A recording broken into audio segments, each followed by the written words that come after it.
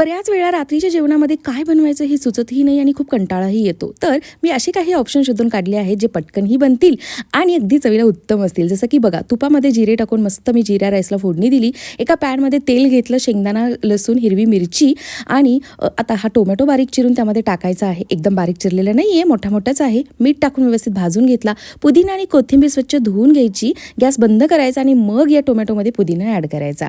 मस्त पुदिना आणि टोमॅटोची ही अशी छान टँगी चटणी वाटण बनवून घ्यायचं या चटणीसाठीचं. यानंतर यामध्ये आपल्याला चिंचेचा कोळ ॲड करायचा आहे आणि उडीद डाळीची जिरे, मोहरी, लाल तिखट, हळद, हिंग टाकलेली फोडणी या चटणीवर ॲड करायची आहे.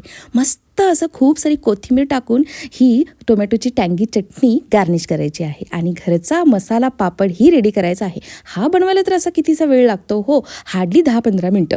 चला, मस्त हॉटेलसारखा बेत झाला की नाही बनवून. बाहेर जेवायला जाणं म्हणजे 1,500 ते 2,000चा खर्च, वरून ते हेल्दी असेलच असं नाही. तर घरच्या घरी असा हा हेल्दी ऑप्शन कसा वाटला नक्की सांगा. पुन्हा भेटेन अशाच एका मिनी व्लॉगमध्ये. बाय.